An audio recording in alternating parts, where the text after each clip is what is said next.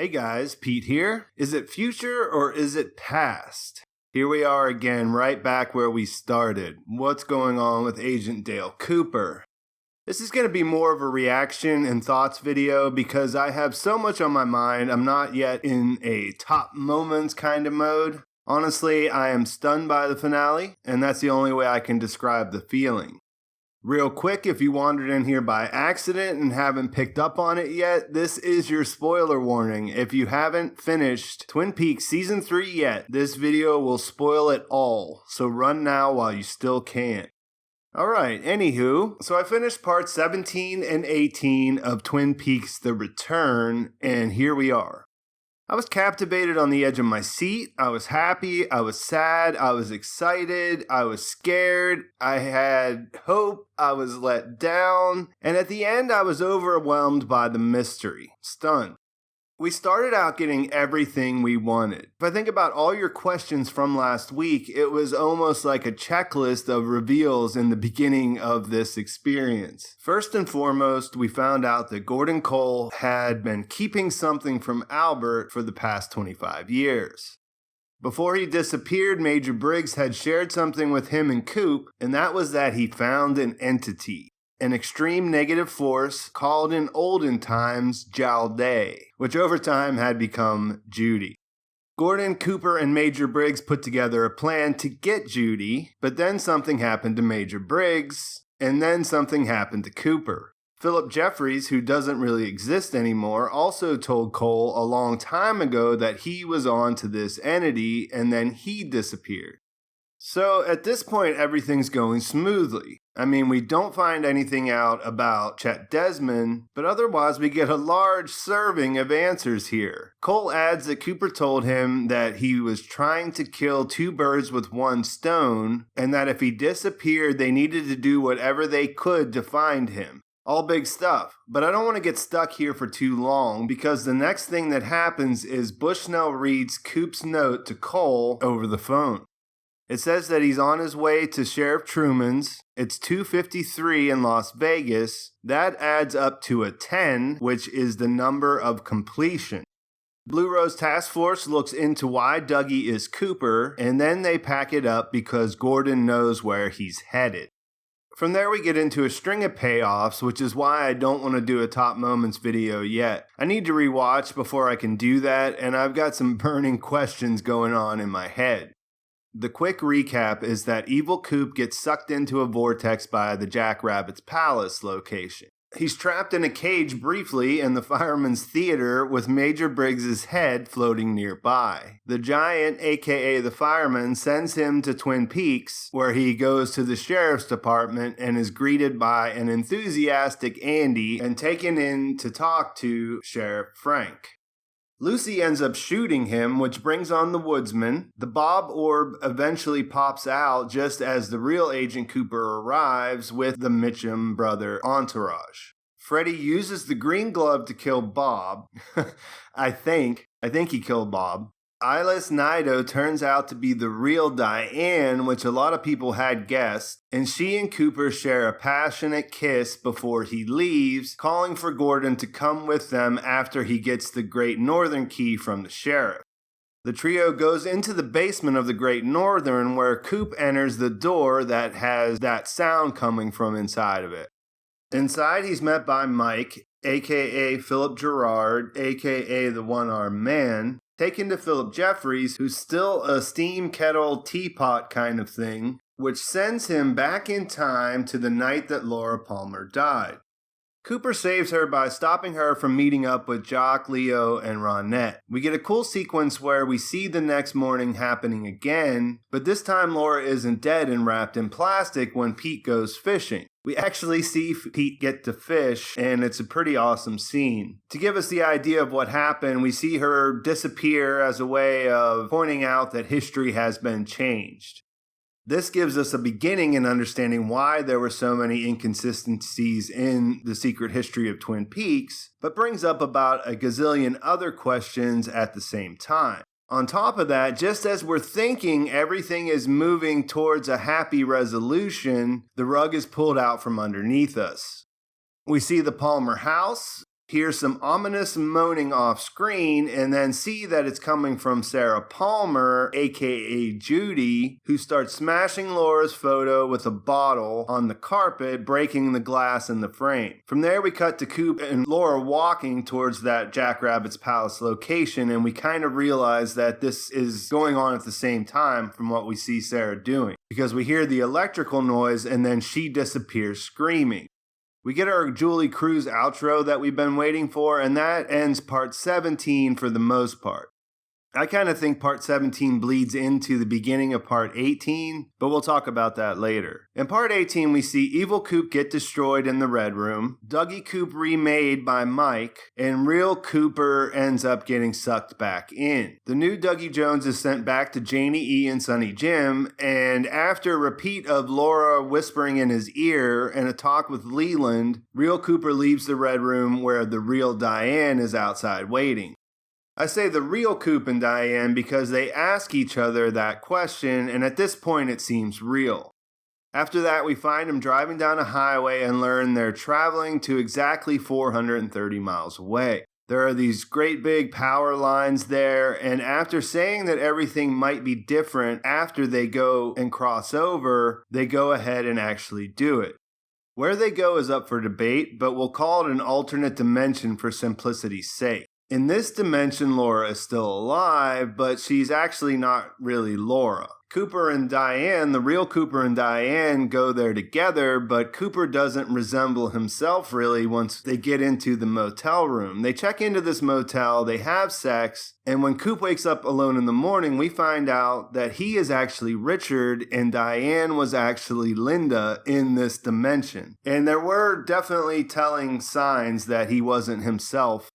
If you go back and watch, you'll see that the whole thing from this point out, he seems different. Does that mean that he's Evil Coop again? I don't really think so, but that's another rabbit hole to go down later on. So he tracks down Laura, who is actually Carrie Page. She doesn't know what Richard Coop is talking about, but because she has a dead guy in her living room, she decides it's a good idea to go with him anyways, and they drive off to Twin Peaks.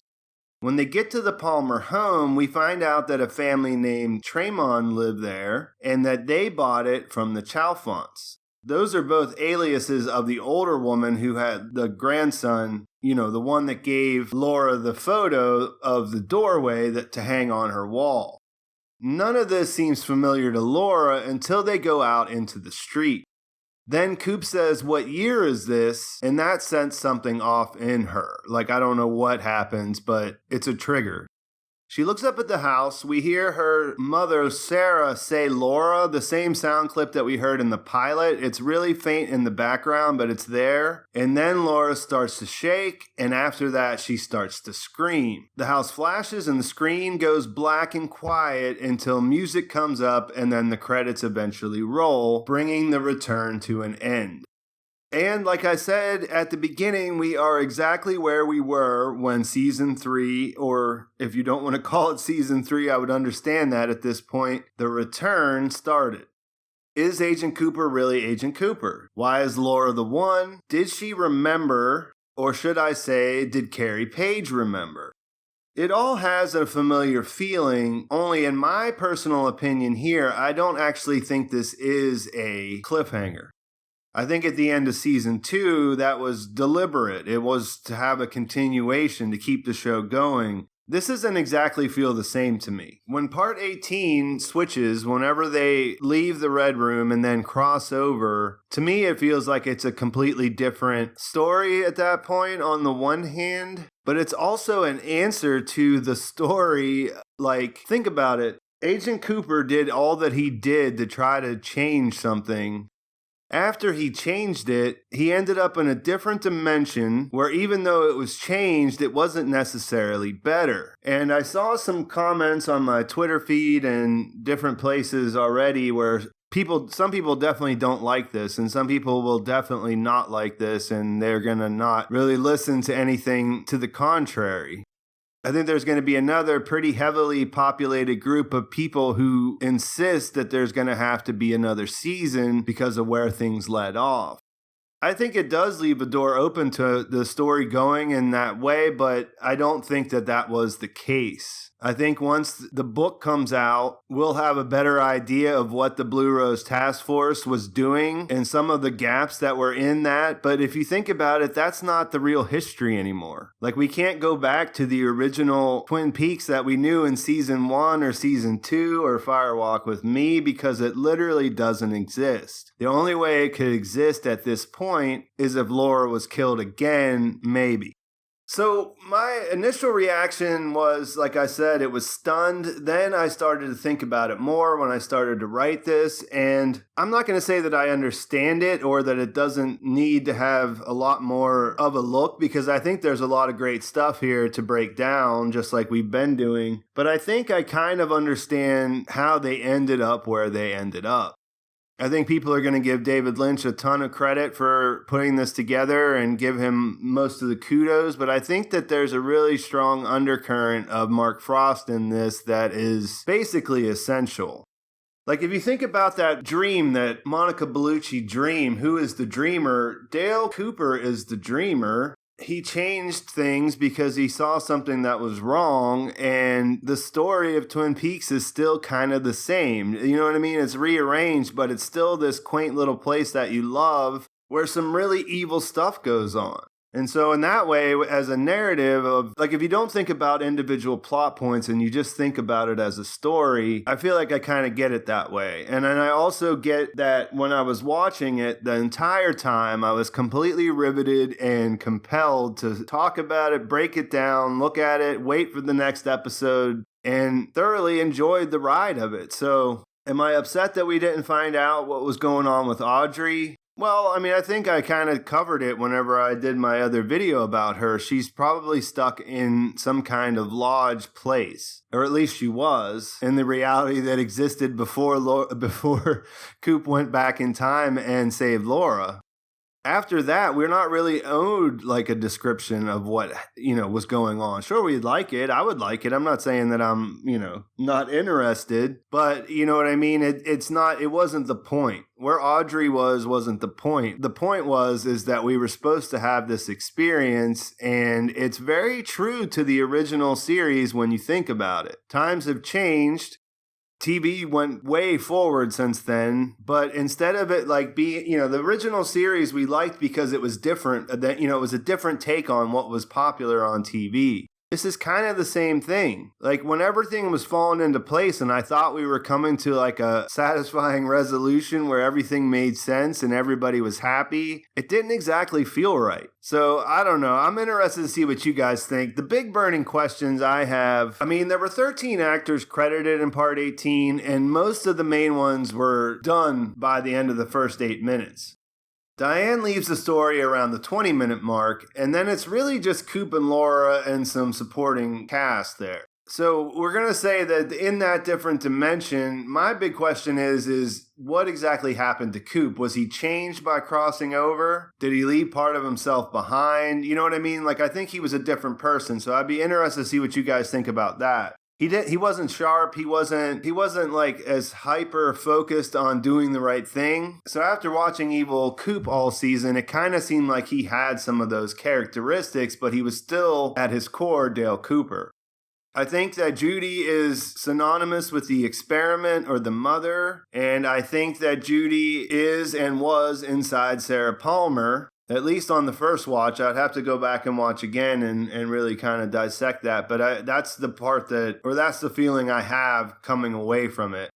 Do you think that those scenes that we saw, like where we saw Bobby and the accident and the girl puking and the red stuff, do you think those were literal glimpses into this reality that exists now? Or this dimension or this world or whatever you want to call it? Or do you think that was just along the way to really make us think about the nature of reality in general? So yeah, I'm going to have to go back and rewatch. I'm going to do that ASAP. I wanted to throw this out and get your response. This is my initial reaction today, and we'll see what happens after I have a good night's sleep and everything else. So let me know what you think. Please like the video if you enjoyed it. Please subscribe to my channel and turn on notifications. And I asked you guys about Patreon, and I started one. So I'd love it if you guys came over and joined me over there. After I get through this finale stuff, I'll be coming up with ideas of how to move forward with Twin Peaks now that the season's over. And I'll be taking advice from my patrons over there. I'll be doing some polls and seeing how we're going to move forward. So definitely check that out. Let me know if you have any questions. And thanks for watching, guys. I'll talk to you soon.